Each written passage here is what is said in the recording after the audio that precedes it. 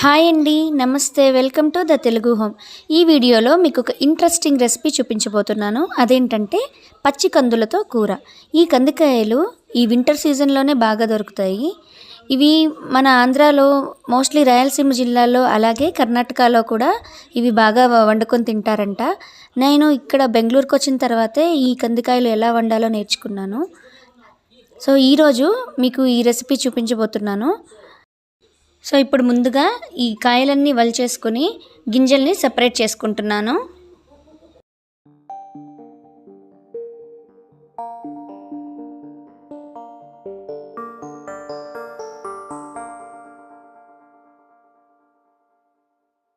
So చూసారు కదా, ఇలా కాయలన్నీ ఒలిచేసుకుని గింజల్ని సెపరేట్ చేసి పెట్టుకున్నాను. ఇప్పుడు వీటిని ట్యాప్ వాటర్తో ఒక 2-3 సార్లు బాగా వాష్ చేసుకొని క్లీన్ చేసి పెట్టుకోవాలి.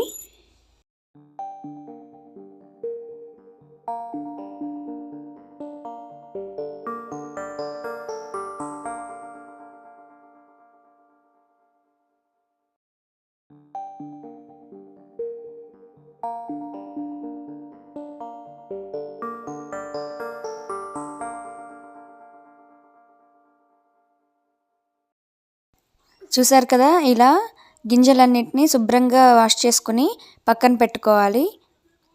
అలాగే ఇందులోకి సరిపడా 3 మీడియం సైజ్ ఉల్లిపాయలని సన్నగా కట్ చేసి పెట్టుకున్నాను. ముందుగా స్టవ్ వెలిగించుకుని ఒక కడాయి పెట్టుకోవాలి. కడాయి హీట్ అవ్వగానే ఒక 2-3 టేబుల్ స్పూన్స్ వరకు ఆయిల్ యాడ్ చేసుకోవాలి.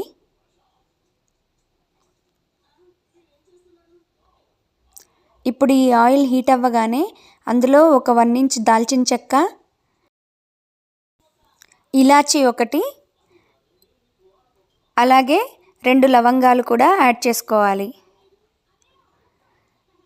సో ఇవన్నీ బాగా ఫ్రై అయిన తర్వాత ఇందులో కొద్దిగా కరివేపాకు కూడా యాడ్ చేసుకుంటున్నాను.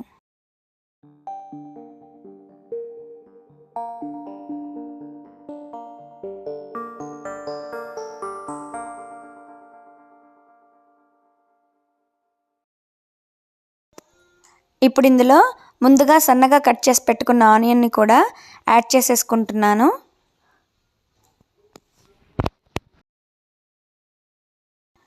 ఇప్పుడు ఇలా యాడ్ చేసుకున్న ఆనియన్స్ అన్నీ అడుగంటకుండా ఒకసారి బాగా కలుపుకున్నాక మూత పెట్టి ఒక 2-3 నిమిషాల పాటు సాఫ్ట్గా అయ్యేంత వరకు మగ్గనివ్వాలి.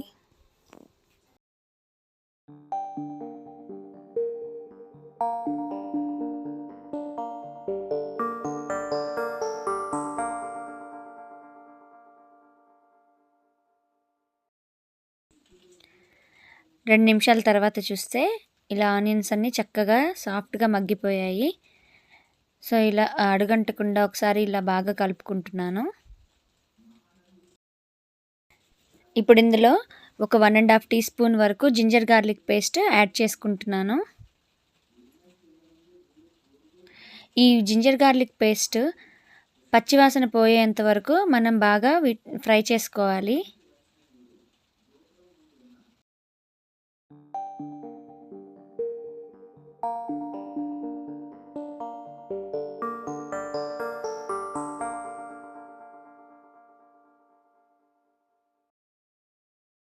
ఇలా 1 నిమిషం పాటు ఫ్రై చేసుకున్న తర్వాత ఒక 1/2 టీ స్పూన్ పసుపు కూడా యాడ్ చేసేసుకుంటున్నాను. ఈ పసుపు కూడా పచ్చివాసన పోయేంత వరకు 1 నిమిషం పాటు బాగా ఫ్రై చేసుకోవాలి. మనకి గ్రేవీ బాగా చిక్కగా అలాగే టేస్టీగా రావాలంటే ఆనియన్స్ని ఇలా మధ్య మధ్యలో అప్పుడప్పుడు కలుపుకుంటూ ఆయిల్ అంతా పైకి తేలే వరకు బాగా ఫ్రై చేసుకోవాలి.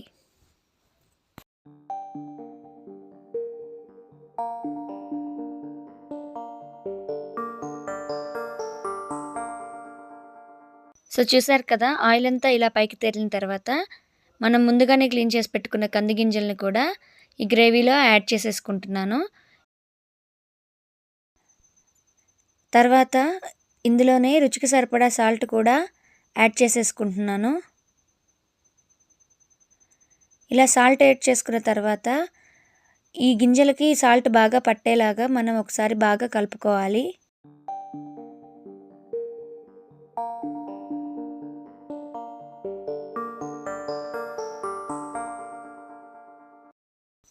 ఇలా సాల్ట్ అంతా కలిసే వరకు ఒకసారి బాగా కలుపుకున్న తర్వాత కడాయి మీద మూత పెట్టుకొని ఈ గింజలన్నీ సాఫ్ట్గా అయ్యే వరకు అడుగంటకుండా మధ్య మధ్యలో కలుపుకుంటూ 7 నుంచి 8 నిమిషాల పాటు బాగా మగ్గనివ్వాలి.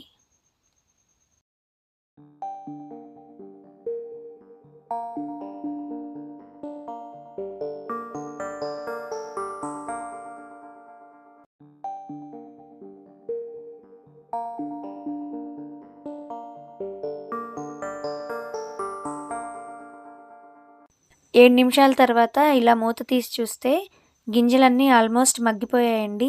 సో చూసారు కదా, ఆయిల్ కూడా బాగా పైకి తేలింది. అంటే ఆల్మోస్ట్ గింజలన్నీ ఉడికిపోయినట్టే. ఉడికాయో లేదో తెలుసుకోవడానికి మనం జస్ట్ ఒక గింజ తీసుకొని ఇలా ప్రెస్ చేసి చూస్తే మెత్తగా అయిపోవాలి. సో చూసారు కదండి, గింజలు ఎంత మెత్తగా ఉడికిపోయాయో. ఇలా మెత్తగా అయ్యేంత వరకు మనం ఈ కంది గింజల్ని ఉడికించుకోవాలి. సో ఇప్పుడు ఇందులో ఒక 2 టీ స్పూన్స్ వరకు కారం యాడ్ చేసుకుంటున్నాను. కారంతో పాటు ఒక 1.5 టీ స్పూన్ ధనియాల పొడి కూడా యాడ్ చేసేసుకుంటున్నాను. కారం అలాగే ధనియాల పొడి యాడ్ చేసుకున్న తర్వాత ఈ గింజలకి బాగా పట్టేలాగా మధ్య మధ్యలో కలుపుకుంటూ అడుగంటనివ్వకుండా 4 నిమిషాల పాటు బాగా ఫ్రై చేసుకోవాలి. 4 నిమిషాల తర్వాత ఆయిల్ చక్కగా పైకి తేలుతుంది. అప్పుడు మనం ఇందులో సరిపడా నీళ్ళను కూడా యాడ్ చేసుకోవాలి.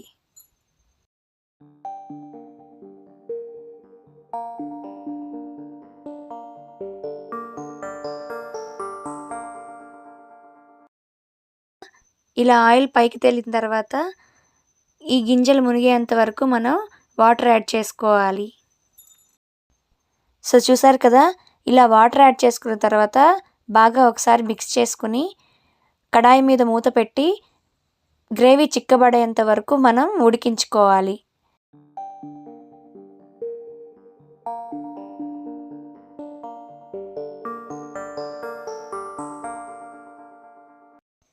ఇప్పుడు మూత తీసి చూద్దాం. చూసారా, ఆయిల్ అంతా పైకి తేలి గ్రేవీ చిక్కబడిపోయింది. ఇంతేనండి, కంది గింజల కూర రెడీ అయిపోయినట్టే. ఇప్పుడు మనం దీన్ని పూరి, చపాతీ, దోశ, రైస్ ఏ కాంబినేషన్తో తీసుకున్నా టేస్ట్ మాత్రం చాలా చాలా సూపర్గా ఉంటుంది. సో మీరు కూడా ఈ వీడియో మీకు నచ్చినట్లయితే ఈ రెసిపీ ట్రై చేసి టేస్ట్ ఎలా ఉందో కామెంట్ సెక్షన్లో తెలియజేయండి. అలాగే నా వీడియోని లైక్ చేసి, షేర్ చేసి, సబ్స్క్రైబ్ చేసుకోండి. Thanks for watching my video. Bye.